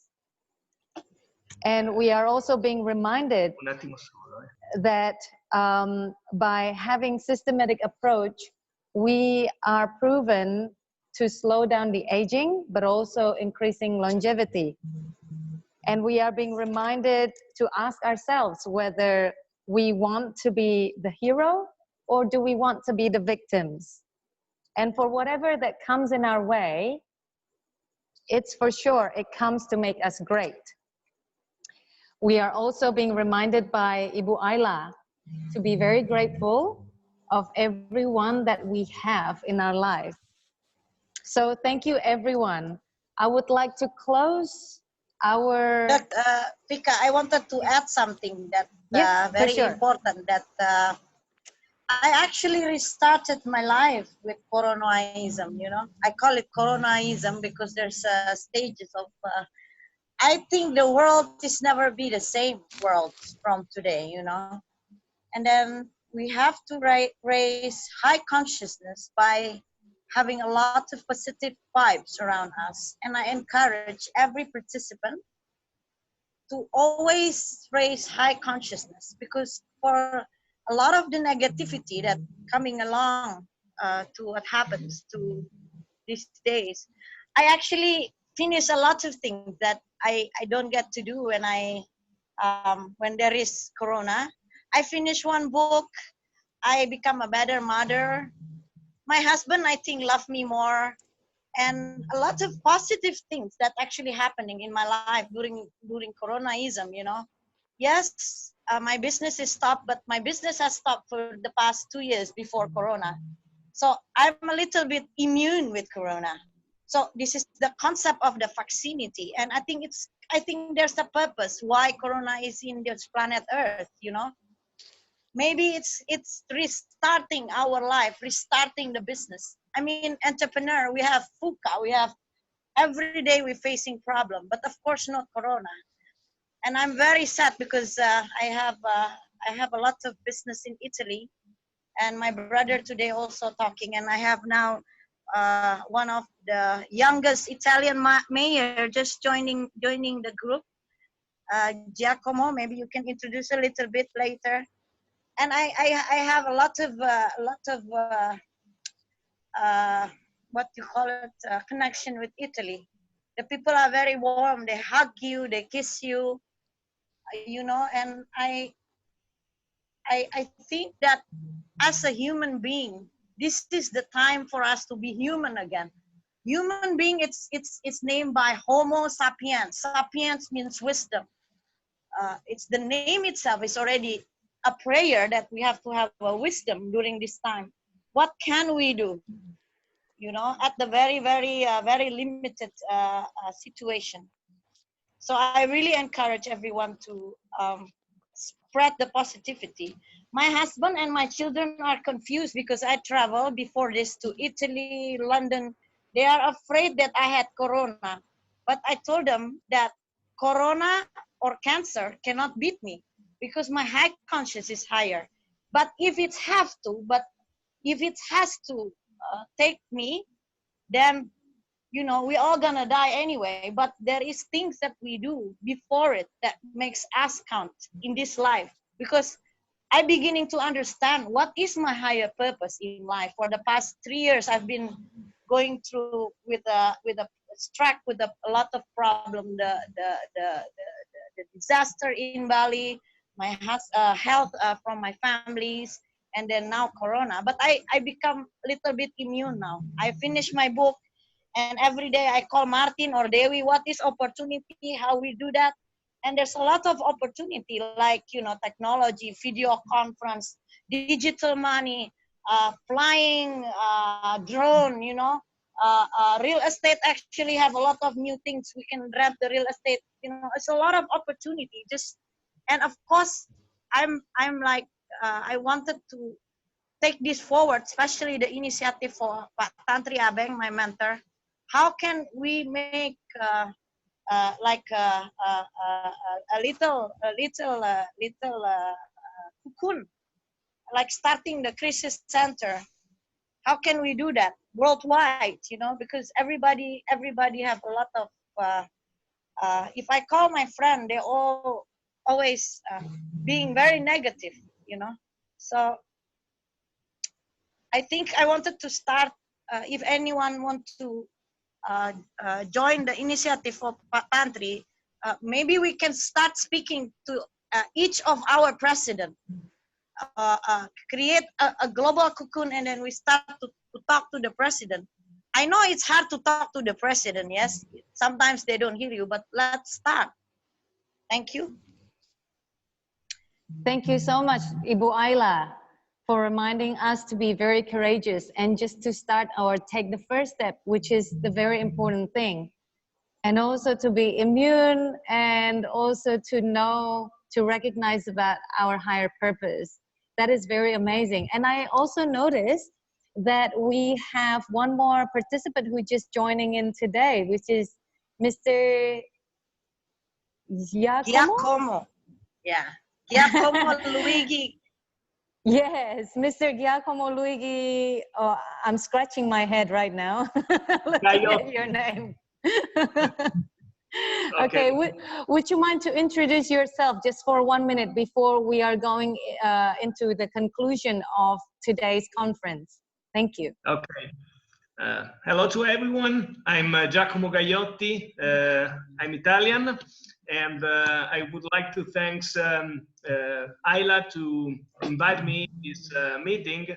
Unfortunately, because of the pandemic issues, I had to go away before because I'm a major of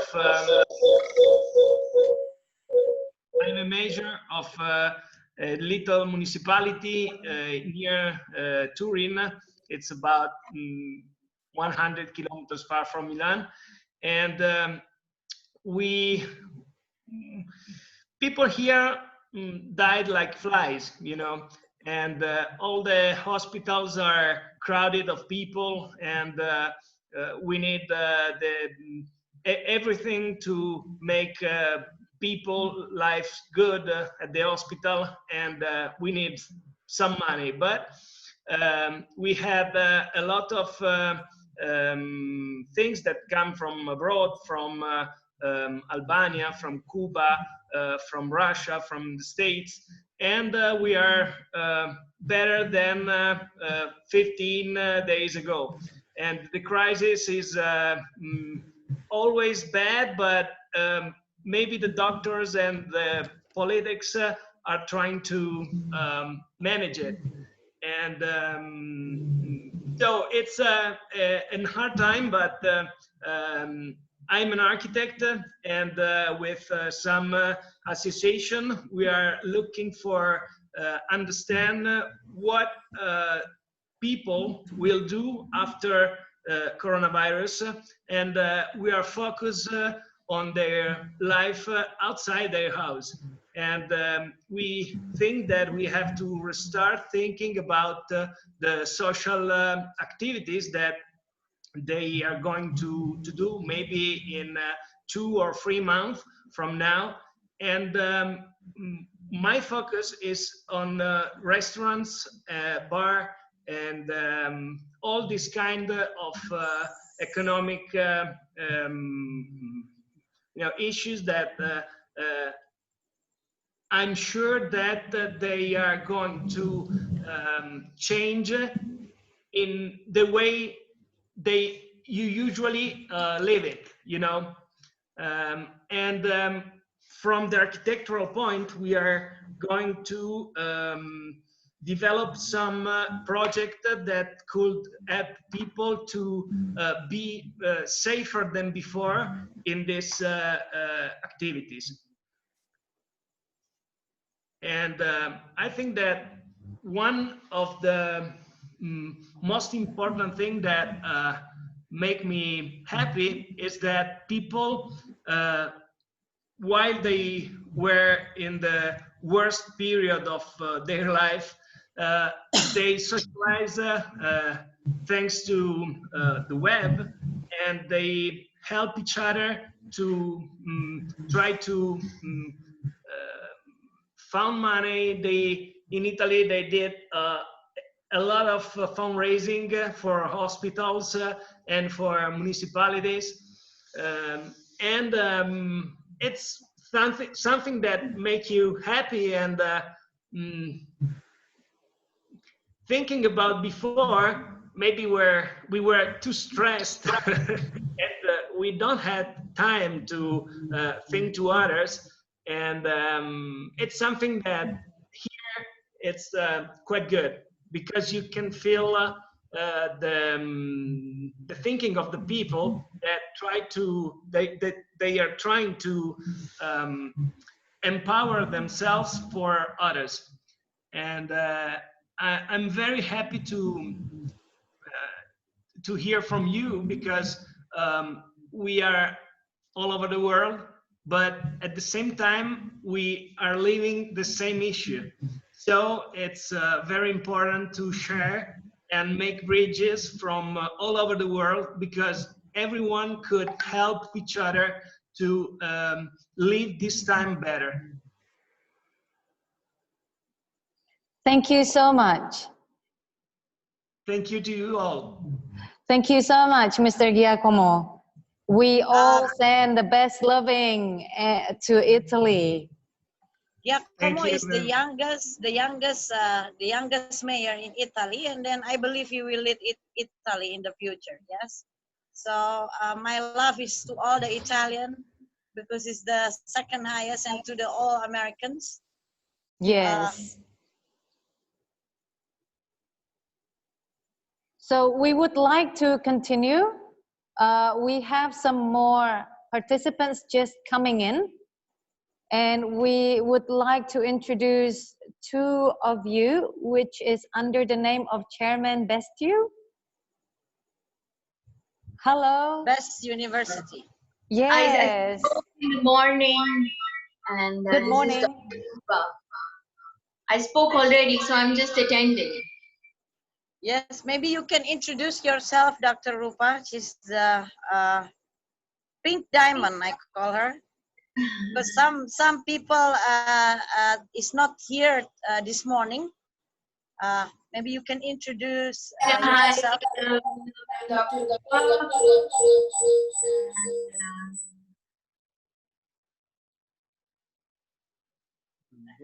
How did you come there? Corona. Okay, so Dr. Rupa has just turned off the microphone and also the video. So can we please introduce another one, the chairman of Best University? Would you mind, please, sir? Thank you. Hello, good evening. Good evening. Hi. I am Bharatlal Mina. I am chairman of Best Innovation University and also represent the World Forum for Education. It's nice to hear the views of different speakers on the subject. This is a crisis situation all over the world, which we have unfortunately faced it, and we are facing it. And as a human beings, it's definitely a challenge for all of us. And all of us have to do our might, whatever is possible, in whatever way possible, to help others to overcome this situation. The help can be in various ways. Many speakers have been suggesting it during the conference. In the morning also, I just witnessed some of the speakers speaking. Our Chancellor was also speaking on this subject. From our university side, our students are fully involved, our faculty is fully involved. We here in the area where we are living, we are also participating in various activities. Through these activities, we are trying to help others also to fight this pandemic. The topic which was given to me, which I selected, was the traditional wisdom. Use of the traditional wisdom in overcoming this situation. See, the knowledge fight virus and various diseases was passed on to us from generation through our elders. Our elders took care of the younger ones by using the local homemade remedies. I think in this time of crisis, if we use some of those medicines, this can really help us. Like in India, we have a popular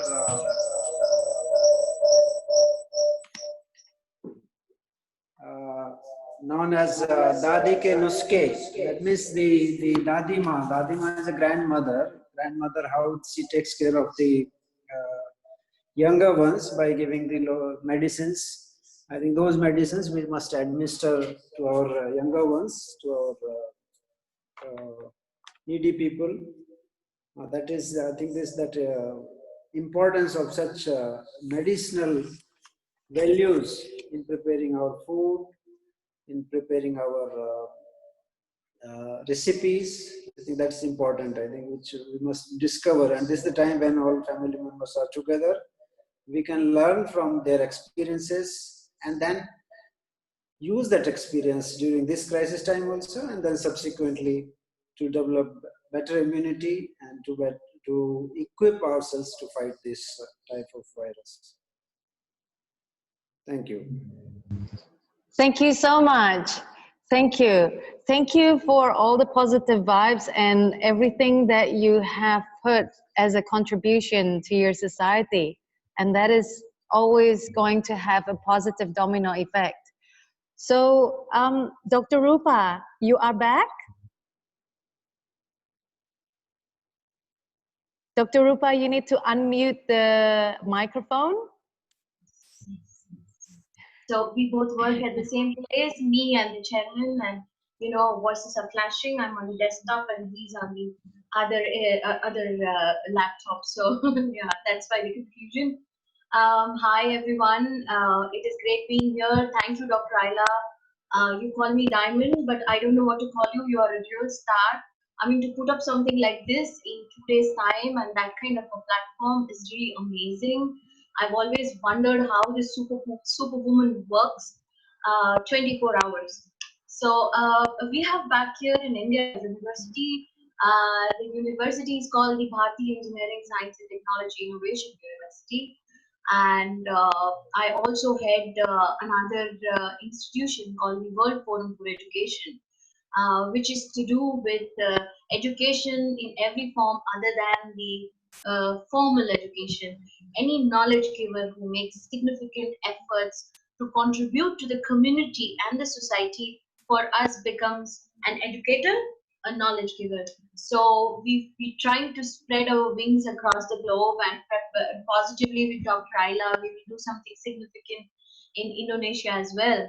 So yeah, so there's education, and there's the educator's responsibility and the social responsibility that we have, which is to do with World Forum for. Thank you so much, Dr. Rupa. Thank you, dear. Thank you, Vika. Thank you. So here we are. We are actually at the end of our second batch for our World Leader Conference today, which has been very amazing and very inspirational.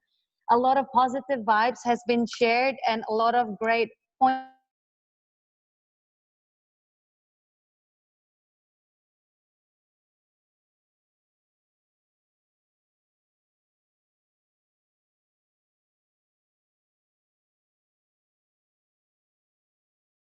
Very, very positive.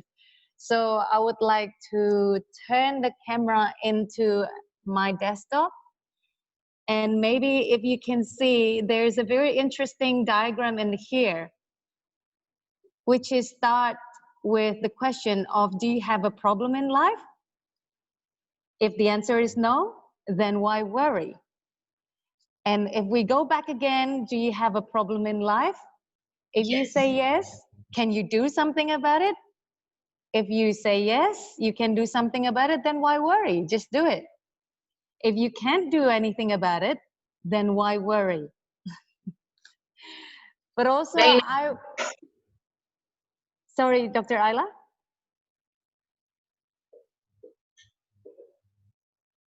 And I would like to, yes? Is Dr. Ayla speaking? No? Okay. And I would like to close with one of my favorite Chinese proverbs, which I think very related to all of us in today's time, but also in everyday life.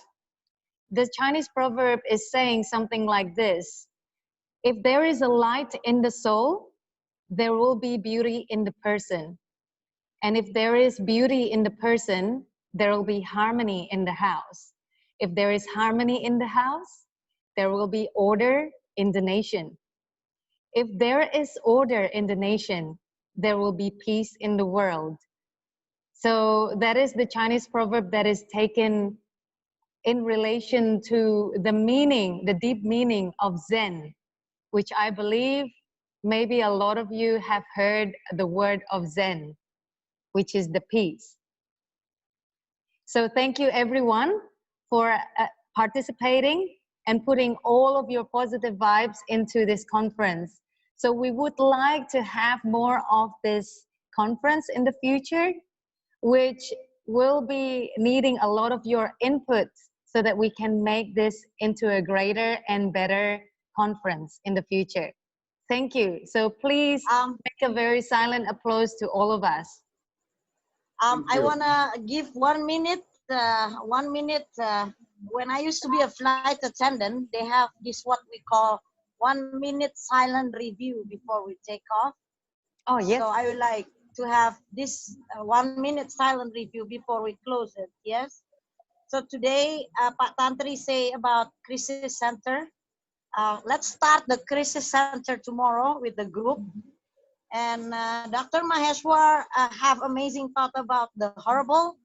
Yes, maybe Dr. Maheshwar can prescribe a herbal prescription and then spread it. And Shalini talk about happiness, you know. I also talk about happiness. This is a very, very important state of mind. So I've been told by Dr. Alex to write 12 happiness states of mind, you know, which is love, joy, courage. And I keep talking in my social media. I never use social media because I've never had the time before. So I do that every day now. And then Mr. Martin have actually like this super text that can become a robot. Maybe you can explore that with everybody starting tomorrow. Whoever want to use the robot to do the things. And of course, the University of Dr. Rupa and Dr. Bharat, yes, maybe we can have a bigger conference. As today we thrive off the 1,000 conference, but I hope in 1 week time we can manage. Yeah, my beautiful partner, Dr. Devi. Yeah. So we will do the best for our technology. we have 5 days preparation for this. So on Friday, Dr. Devi said we are on the trial number 50 because when scientists work. Our technology is trial for the first time for us. Yes, I mean for outside, yes, for outside. So Yeah. this is the first trial for outside. We normally use it among us, you know, because among us is like 20 people, and we wanted to use 1,000 people, but we don't have the courage yet. So today we do 50. Maybe starting tomorrow we will do again. And I think somebody talk about do it every day. So let's do this not every day, but let's try to do as much as we can. And Dr. Rupa is a pink diamond. With her presents, she's representing the World Forum of Education. Actually, you just missed Pak Tantri. Pak Tantri was like was hoping to see you because I was telling him about you and then this World Forum for Education. So let's hold the hands and do it starting tomorrow. I don't know how to start. Maybe everybody can just plug the things. Yes. Yes. I'm actually plugging myself in the ocean every day. I don't want to go anywhere. My husband, my children are here. I tell them just here. I'm plugging myself to the ocean and to the moon and to all of you. Today I'm like super positive. Yes. Good job.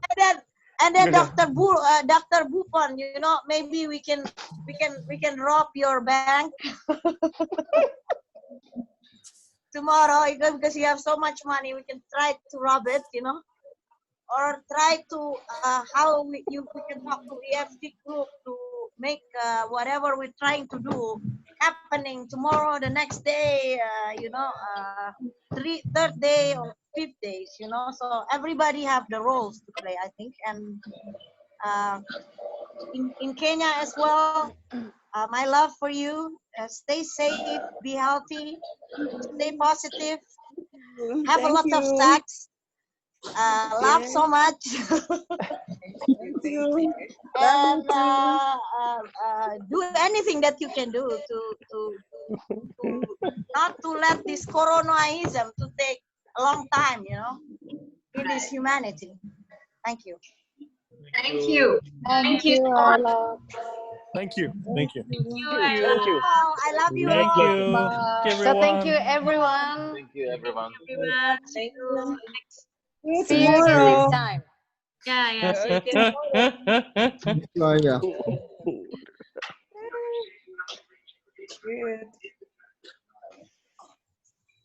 Good.